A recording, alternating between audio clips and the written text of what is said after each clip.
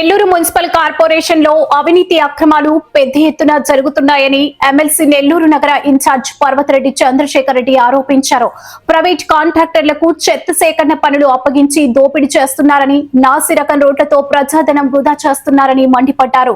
పేదలకు ఒక న్యాయం, పెద్దలకు మరో న్యాయమా అని ప్రశ్నించారు. రూరల్ బిట్ 2లో ప్రభుత్వ కాలువ స్థలం ఆక్రమణపైన విచారణ జరపాలని డిమాండ్ చేశారు. పాఠశాలలో కనీస సౌకర్యాలు కూడా లేవని విమర్శించారు. తనపై కేసులు పెట్టడం రాజకీయ కక్ష సాధింపేనని, తనకు దేవుడంటే అమితమైన భక్తి ఉందని చంద్రశేఖర్ రెడ్డి స్పష్టం చేశారు. లక్షల మంది వీక్షించేటప్పుడు వారు పాడినటువంటి పాటలు, దీన్నే కింజరపు రామ్మోహన్ నాయుడు గారి దగ్గర నుంచి ప్రతి ఒక్కరు కూడా దీన్ని ఇంకా వక్రీకరించి, దీన్ని ఇంకా వల్గర్ గా తీసుకొని వచ్చి వారు ఈ రోజుకి కూడా వారి ఫేస్బుక్ అకౌంట్స్ లో కానీ, వారి సోషల్ మీడియాలో కానీ ఈ రోజుకి కూడా ఉన్నాయి. దాన్ని విందాం.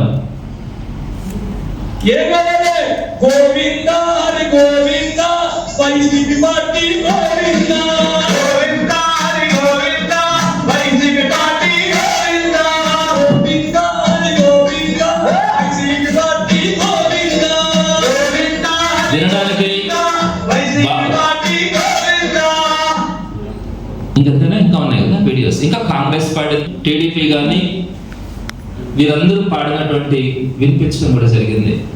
దాన్ని చూసి కార్యకర్తలు కూడా వారు అబద్ధాలు చెప్పడానికి అలా మాట్లాడినారే, వాస్తవాలు చెప్తున్నామని చెప్పి ఆ రోజు మాట్లాడిన దానికి కూడా నేను మౌనంగానే ఉన్నా. మీరు నా మీద కేసులు పెట్టినా, జిల్లాల వారీగా కేసులు పెడుతున్నా, మీరు రేపు 17వ తారీఖున ప్రారంభమయ్యే శాసనమండలి సమావేశాల్లో నేను ఎక్కడ దీని గురించి మాట్లాడుతున్నాను, ఈ రోజు నన్ను అన్నగా తొక్కడానికి చేస్తున్న ప్రయత్నంలో మీరు నా మీద కేసులు పెట్టి నన్ను బలవంతంగా మీరు ఈరోజు ఇబ్బంది పడ్డాను, మీరు ముందుకెళ్తా ఉన్నారు. తప్పకుండా కూడా మీ మనస్సాక్షికి మీరు ఆలోచించండి. ఇంకొక పెద్ద వ్యక్తి అన్నారు, దేవుడికి హారతి ఇచ్చేటప్పుడు ఆ హారతిని మా నాన్న సిగరెట్ అంటించుకున్నారు అని. మనిషికి బాధ అనిపించదా మాట అంటే? కుల మతాల మధ్య ద్వేషాలు కారణం హిందూ మతమే అని మాట్లాడారు. ఇప్పుడు ఉన్నటువంటి కేబినెట్ మంత్రుల్లో ప్రముఖమైనటువంటి పేర్లు చెప్పడానికి నాకు సంస్కారం అడ్డు వస్తుంది కాబట్టి చెప్పట్లేదు. హిందూ మతమే విద్వేషాలు రెచ్చగొడతామని చెప్పి మాట్లాడారు. మీకు ఎవరో కూడా తెలుసు. ఇలాంటి మాట్లాడినప్పుడు మీకు మనోభావాలు తప్పితే అనిపించలేదా? ఎందుకు నేను మిమ్మల్ని మీరు చేస్తున్నటువంటి తప్పుల్ని మాట్లాడుతున్నప్పుడు మీరు ఎందుకు వ్యక్తిగతంగా నన్ను టార్గెట్ చేసి నా మీద కేసులు పెట్టి నా మీద ఈ విధంగా బలవంతం చేస్తున్నారన్నది మీరు ఒకసారి మనస్సాక్షిగా ఆలోచించుకోవాలా. నేను ఎప్పుడూ కూడా ఏ ఒక్కరిని కించంత మాట అనడం కానీ, ఇబ్బంది పెట్టడం కానీ, మాట్లాడడం కానీ చెయ్యను. అలా జరిగిన పక్షంలో ఏం చెప్పడానికైనా దేనికైనా కూడా నేను ఎప్పుడు కూడా సిద్ధంగా ఉంటానని తెలియజేస్తున్నాను.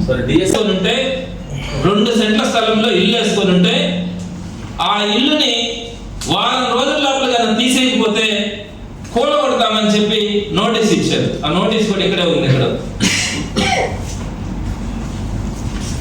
ఒక నోటీస్ ఇచ్చారు.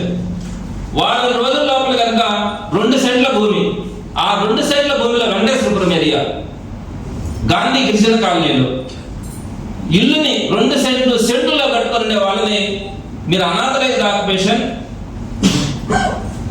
అక్కడ చూపించారు, నోటీస్ ఇచ్చారు. వారం రోజుల్లో కనుక మీరు కానీ తీసేయకపోతే మేము దాన్ని కూలగొడతామని చెప్పి ఇచ్చినటువంటి. అలాంటిది మీరు ప్రభుత్వ కాలువల్ని, పంట కాలువల్ని ఆక్రమించుకొని ఈరోజు మీరు వాటికి కార్పొరేషన్ నుంచి యథేచ్ఛగా ఎన్ఓసి తీసుకోవడానికి ప్రయత్నిస్తా ఉన్నారంటే ఒక్కసారి మీరు ఆలోచించండి. మీకు అధికారం ఇచ్చింది ఎందుకోసం, ఎవరి కోసం మీరు ఏం చేస్తా ఉన్నారు అన్నది మీరు ఒకసారి ఆలోచించుకోవాల్సిన అవసరం ఉంది. అలానే నేను ఇప్పటికే చెప్పాను మీకు, స్కూల్స్ విషయంలో నాడు నేడు ద్వారా ఒక రీఫార్మ్స్ తీసుకొని వచ్చి ప్రతి స్కూల్కి కూడా మొట్టమొదటిగా దీని గురించి అయితే, పంటకాల గురించి అయితే మాత్రం తప్పకుండా కూడా దీని మీద మా కన్సల్టెంట్ ఇవ్వడం జరుగుతుంది. ఎటువంటి పరిస్థితుల్లో కూడా పంట కాలువల్ని దుర్వినియోగం చేయడం కానీ, అటవీ భూములను ఆక్రమించుకోవడం కానీ చట్టరీత్యా నేరం. తప్పకుండా దీన్ని వ్యతిరేకించడం జరుగుతుంది. దీని వాస్తవాలు కూడా ప్రజలందరికీ తెలియజేసి ఎటువంటి పరిస్థితుల్లో ఇది జరగకుండా కూడా అడ్డుకోవడం కూడా జరుగుతుందని తెలియజేస్తా ఉన్నాను. ఇంకా పోతే స్కూల్స్ విషయంలో అనేకమైనటువంటి స్కూల్స్లో వాటర్ కూడా ఈరోజు లేనటువంటి పరిస్థితి. సుమారుగా 44,000 స్కూల్స్ ఆంధ్ర రాష్ట్రంలో ఉంటే 3 ఫేజెస్లో, ఫస్ట్ ఫేజ్లో నాడు నేడు ద్వారా జగన్మోహన్ రెడ్డి గారి ప్రభుత్వంలో వాటన్నింటినీ కూడా వాటర్ ఫెసిలిటీ దగ్గర నుంచి ఐఎఫ్బి ప్యానల్ బోర్డ్స్ కాడి నుంచి ఫ్యాన్లు, లైట్లు, డ్యూయల్ డస్క్లు, అదేవిధంగా వాష్రూమ్స్, ఎవ్రీథింగ్ ప్రతి ఒక్కటి కూడా అద్భుతంగా తయారు చేసినటువంటి ఘనత జగన్మోహన్ రెడ్డి గారిది. సెకండ్ ఫేజ్ లో ఉన్నటువంటి స్కూల్స్ 80% పనులు పూర్తయితే ఈ రోజుకి ₹1 కూడా మీరు వాటి మీద ఖర్చు పెట్టాల.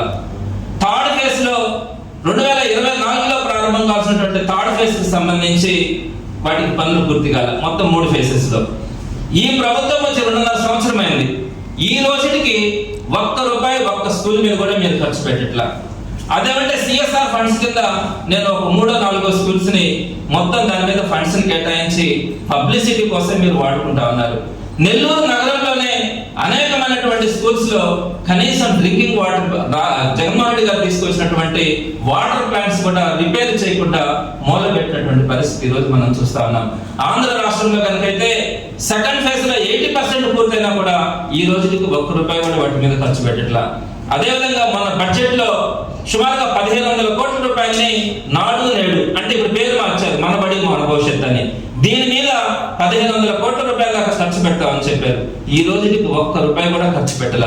ఒక్క ఇటుక రాయి కూడా మీరు దాని మీద పెట్టినటువంటి పరిస్థితిలా. మీరు ఈ రోజు కార్పొరేషన్ కి సంబంధించి కార్పొరేషన్ జనరల్ ఫండ్స్ లో నుంచి మున్సిపల్ స్కూల్స్ లో మీరు ఈ రోజు కోట్ల రూపాయలని కొంచెం ఖర్చు పెడతామన్నారు. విఆర్ కాలేజీ కూడా 10 కోట్ల రూపాయలు మీరు అప్రూవల్ తీసుకున్నారు.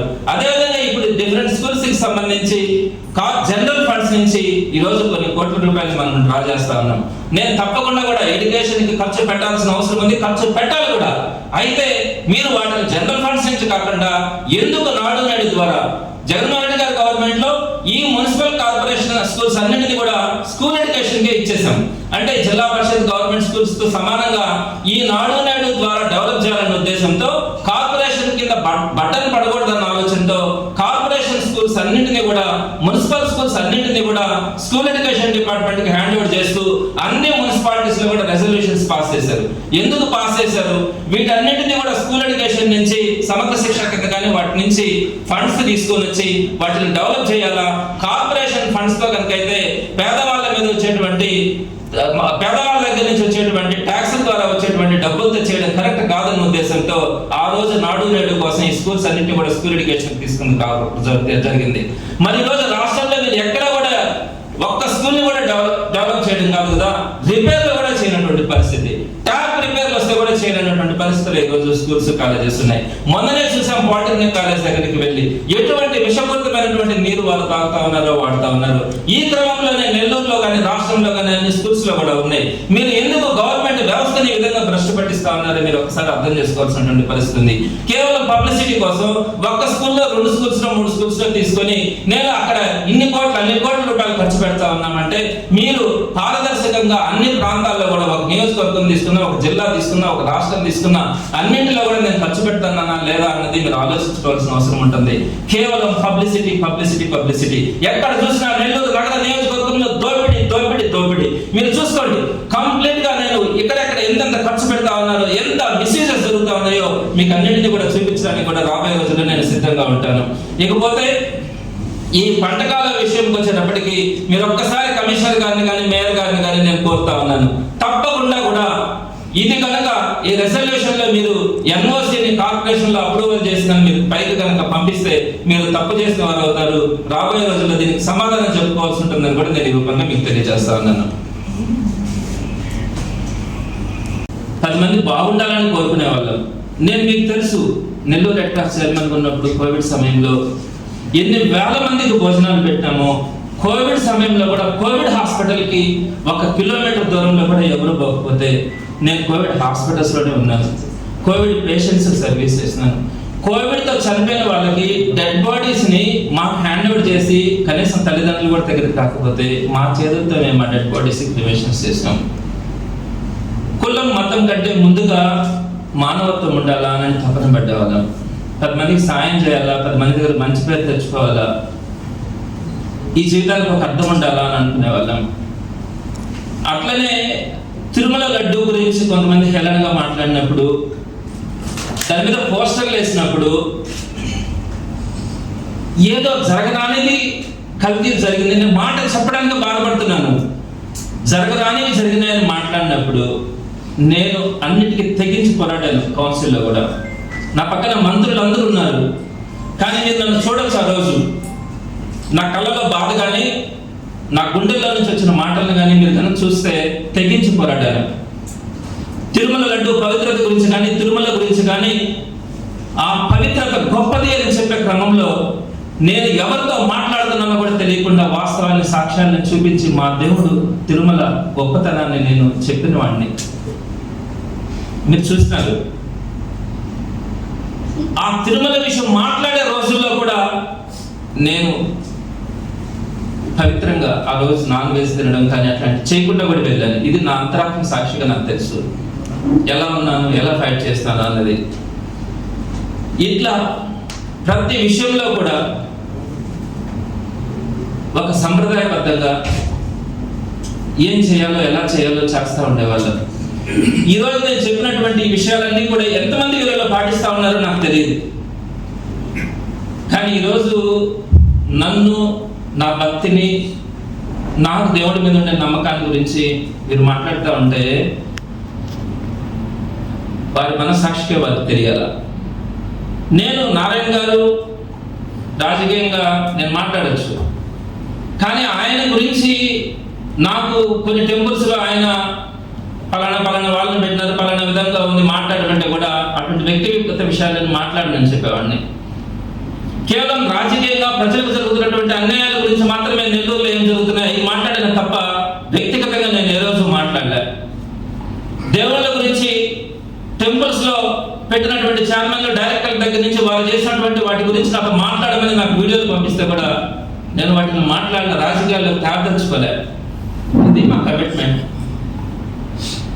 మీరు ఈరోజు మా మీద మీ నాయకులతో దీక్షలు చేయించుకుంటున్నారు, ఏం చేశామని చెప్తున్నారు. నన్ను చెప్పమంటే చెప్తాను. నా మాటల వల్ల 10 మంది సంతోషపడతారు, 10 మందికి మంచి జరుగుతుందంటే మరలా క్షమాపణ చెప్పడానికి నేను సిద్ధంగానే ఉన్నాను.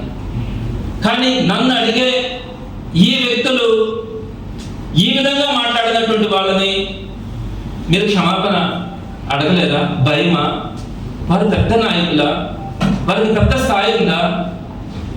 పదే అన్ని కులాలు, అన్ని మతాలు అని ఎందుకు మనం ఒకరిని తప్పు పట్టి వారిని రెచ్చగొట్టి వారిని మనం బాధ పెడతా ఉన్నాం? అందరి బాడీలో ఉండేది ఒకే రక్తం. కులం, మతం భగవంతుడు ఇచ్చిందే. మనం చనిపోయిన తర్వాత అందరూ కూడా మిగిలినది ఏమో మిగులుతుంది, మీ అందరికీ తెలిసిన విషయమే. ఈ మధ్యలో ఉన్నదానికి నేను ఇది, నేను అది, ఆయన ఇది అని మాట్లాడడం, దానికంటే ముందు మానవత్వం గురించి మీరు అందరూ కూడా తెలుసుకోవాల్సినటువంటి అవసరం ఉంటుంది. ఈ సందర్భంగా నేను ఇది చూపించడానికి ఇష్టపడకపోయినా మీరు మాట్లాడుతున్నారు కాబట్టి తప్పకుండా కూడా అది చూపించాల్సిన అవసరం ఉంటుందని నేను చూపిస్తున్నాను. లోకేష్ గారి వీడియో. 3,000 రూపాయలు పెన్షన్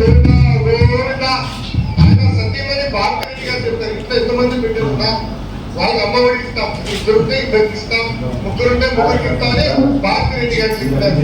ఏమైంది ఆ హామీ? ఒక సెకండ్, ఇక్కడ 3,000 రూపాయల పెన్షన్ జగన్మోహన్ రెడ్డి గారు ఇచ్చారు. అమ్మఒడి అనే కాన్సెప్ట్ తీసుకొచ్చిందే జగన్మోహన్ రెడ్డి, ఫీజు రియంబర్స్మెంట్ తీసుకొచ్చిందే రాజశేఖర రెడ్డి గారు.